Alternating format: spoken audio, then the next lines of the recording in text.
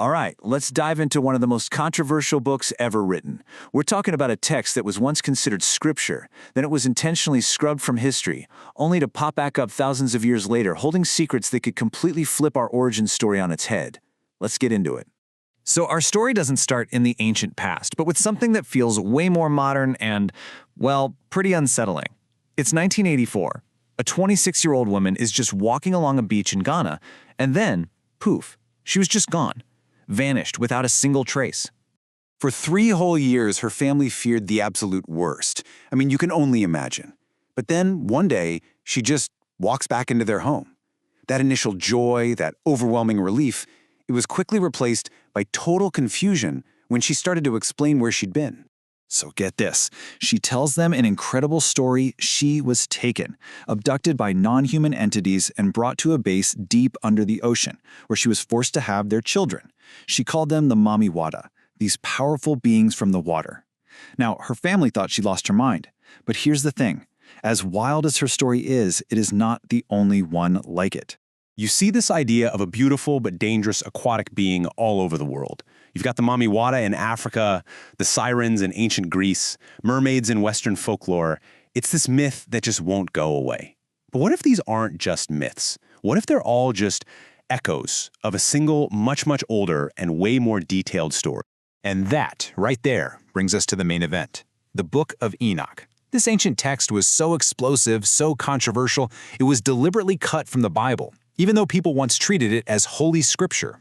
It tells the story of Enoch, who was Noah's great-grandfather, by the way, and his journey with these powerful beings the Bible calls Elohim, which is a plural word that often gets translated as gods or divine beings. You know, the history of this book is just as dramatic as what's inside it. For hundreds of years, it was a core text. Early church fathers quoted it like gospel. But then, around 400 CE, as a new religious power structure was taking shape, the book was systematically suppressed. It was labeled heresy. It was almost lost for good until 1947 when ancient copies were found with the Dead Sea Scrolls, proving it was the real deal.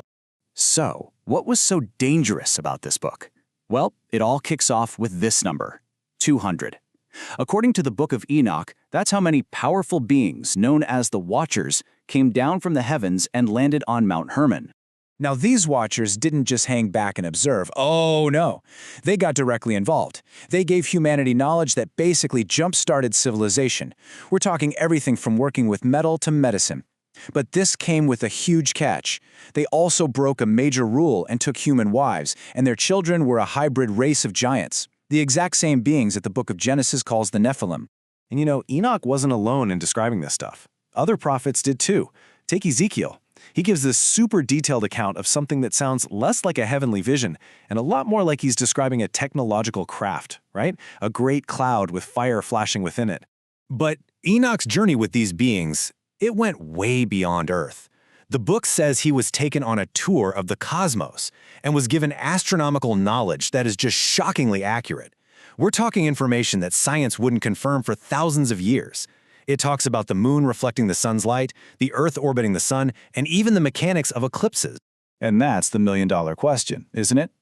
In an age before telescopes, before modern science, how could the writers of this book possibly have known these things? Was Enoch just some kind of forgotten super genius observer? Or was he shown these things, exactly like the book says he was? So, why on earth would anyone want to bury a book that has this kind of incredible knowledge in it? Well, the answer is about power and control. See, the knowledge from the Watchers was seen as corrupting. Metallurgy led to weapons, cosmetics led to vanity. But even more than that, as religious leaders were trying to build this strict one-God narrative, a story about 200 powerful beings from the stars creating a hybrid race, well, that was a huge problem. It complicated things, so it had to go. Okay, now let's jump forward to our time. This idea of ancient visitations isn't just for conspiracy forums. We're talking about the famous astrophysicist Carl Sagan. In a 1962 paper, he calculated that, just based on probability, Earth could have been visited by advanced ET civilizations up to 10,000 times in its history. And Sagan isn't some lone voice in the wilderness here. I mean, just look at the heavy hitters who have taken this seriously. You've got the late Dr. John Mack, a Harvard psychologist, who was hired by the Department of Defense to study people reporting abductions. His conclusion? Their experiences were real, not psychosis. Even the Vatican's top theologian, Corrado Balducci, went on record saying these modern encounters shouldn't just be dismissed as demonic or delusional.